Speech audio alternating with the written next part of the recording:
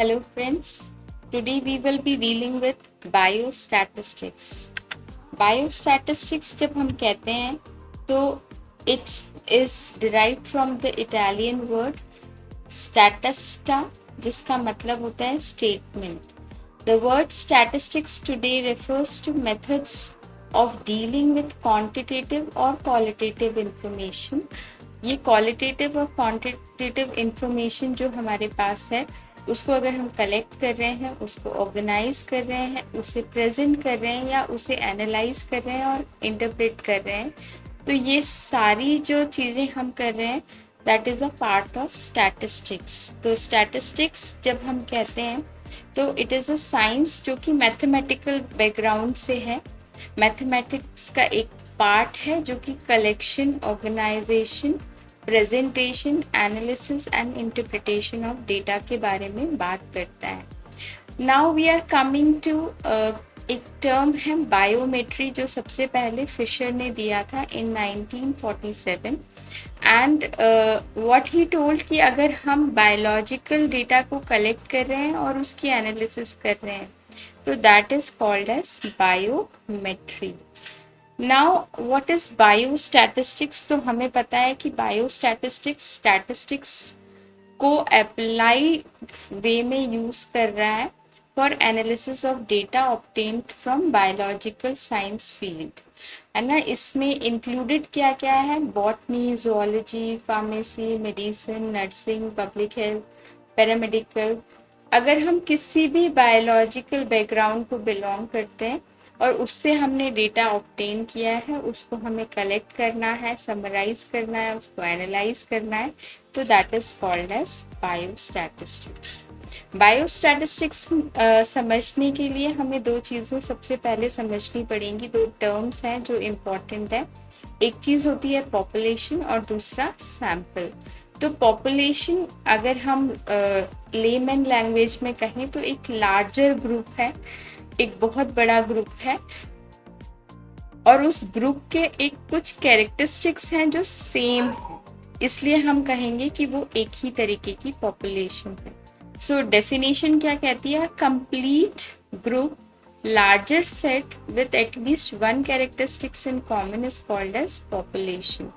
ये population किसकी हो सकती है? ह्यूमन की हो सकती है, एनिमल की हो सकती है, किसी भी लिविंग ऑर्गेनिज्म की हो सकती है, लिविंग ऑर्गेनिज्म से ऑब्टेन डेटा की हो सकती है. So that all is included in a population, है ना. नाउ पॉपुलेशन पे जब हमें कोई भी स्टडी करना है तो इट इज़ रियली डिफ़िकल्ट. क्यों डिफ़िकल्ट है? क्योंकि नंबर ऑफ इंडिविजुअल्स वहाँ पर ज़्यादा है और हर इंडिविजुअल के पास जाकर उसका डेटा कलेक्ट करना थोड़ा सा डिफ़िकल्ट हो जाता है. एग्जाम्पल के लिए अगर हमें किसी सिटी की एवरेज हाइट पता करनी है, पॉपुलेशन की एवरेज हाइट पता करनी है, तो उसका मेथड क्या होगा कि हम हर इंडिविजुअल के पास जाएंगे, उसकी हाइट नापेंगे. अगर हम ऐसा करेंगे तो एटलीस्ट कुछ नहीं तो हमें 2 से 3 महीने लग सकते हैं अगर हम रोज सुबह से शाम काम कर रहे हैं उसके बावजूद. एंड समटाइम्स ऐसा हो सकता है कि कुछ हमसे छूट जाए, है ना. In all those conditions population पे स्टडी करना थोड़ा सा डिफ़िकल्ट हो जाता है. तो उसके लिए सोल्यूशन क्या है? स्टैटिस्टिक्स सोल्यूशन है. स्टैटिस्टिक्स में क्या करते हैं हम? पॉपुलेशन को पहले डिवाइड कर देते हैं कुछ सेक्टर्स में से और सेक्टर में डिवाइड करने के बाद में हम उसमें से छोटा छोटा अमाउंट का डेटा सेट निकालते हैं, है ना. दैट मीन्स कि हमने लार्जर डेटा जो हमारा था, लार्जर सेट जो हमारा था पॉपुलेशन जिसे हमने कहा, उसका रिप्रेजेंटेटिव हम निकाल रहे हैं in a small quantity. Fine.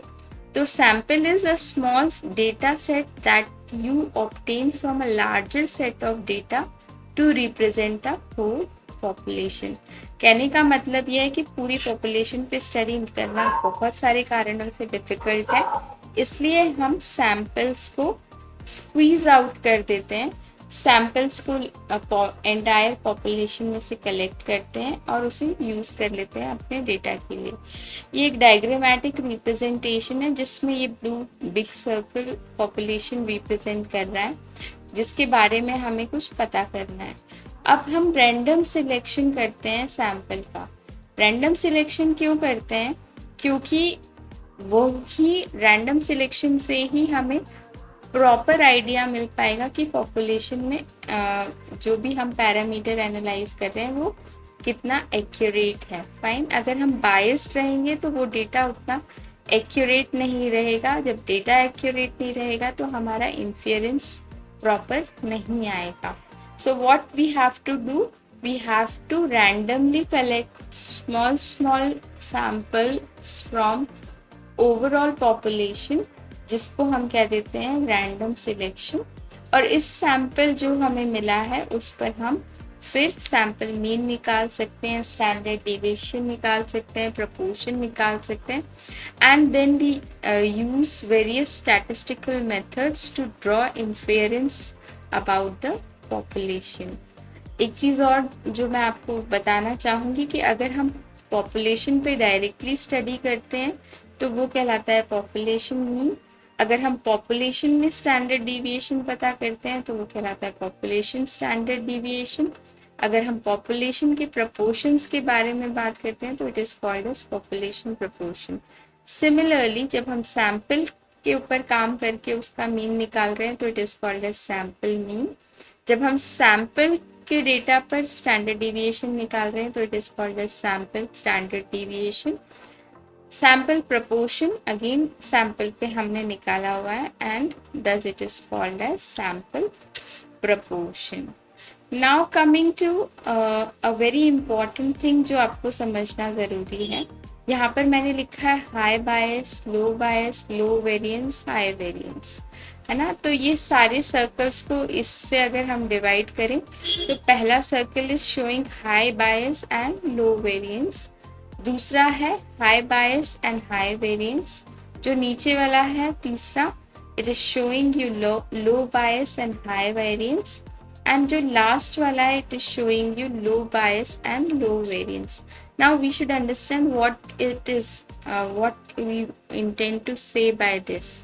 तो इसका मतलब ये है कि अगर पॉपुलेशन है ये पूरे ब्लू सर्कल्स और हम अपना सैंपल, हमने कहा लार्जर सेट में से हम स्मॉल सेट निकालते हैं, उसे हमने सैंपल कहा। इस डेटा जो स्मॉल सेट्स हमने निकाले हैं, सैंपल्स निकाले हैं, they are not collected from the population, है ना। हमें पॉपुलेशन ए को स्टडी करना था पर हमने वहाँ से सैंपल नहीं लिया,